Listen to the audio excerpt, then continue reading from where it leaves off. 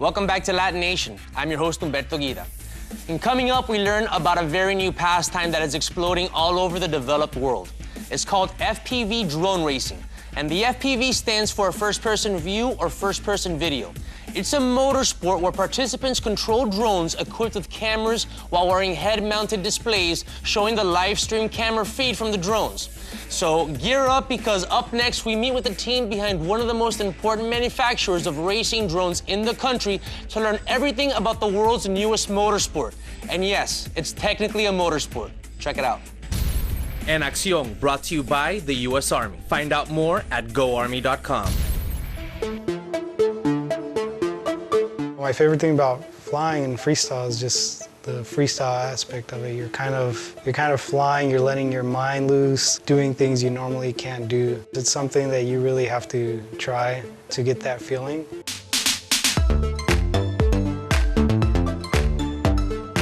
Hey, my name is Daniel Sandoval, and we're here at X-Hover headquarters in Hesperia, California.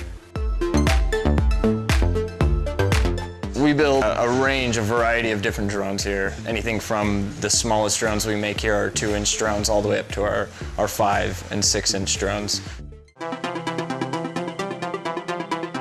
The biggest difference between flying RC planes, gliders, helicopters, things like that, and FPV is definitely going to be the visual experience in the goggles or the monitor that you're using.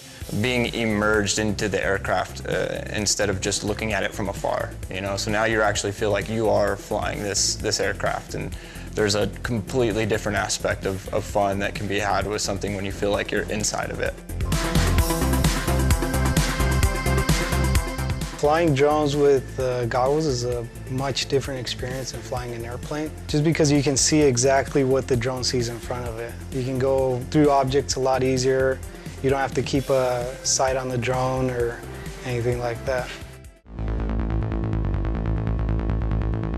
Drone racing became a sport about 2 years ago. It started to pick up. A lot of people started to get into racing, and you have a lot of companies that put up a lot of money into these racing divisions, like MultiGP is probably the biggest one.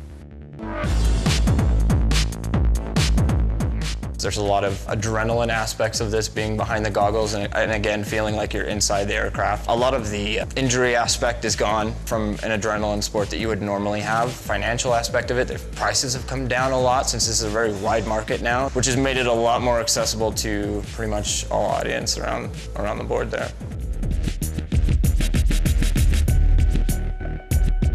We try to sponsor people with racing drones, motors.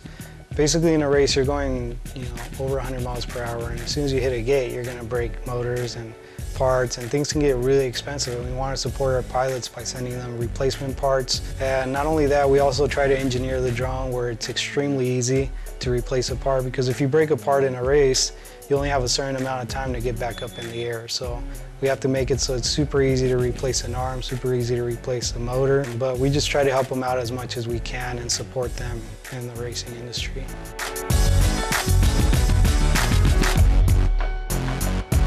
With this industry, I've seen people that have been video gamers come into this, and I've seen people that have had nothing to do with video games or anything RC flying. You literally have people from all over the place. You have doctors, cops, soldiers, pretty much anybody can get into this. And I've seen a lot of people get into it because they see someone out flying at the park and they see you have goggles and they're flying with goggles and they immediately want to try it. I think everybody wants to fly in their life, and this is as close as you can get to start flying without having to have a pilot's license or anything like that.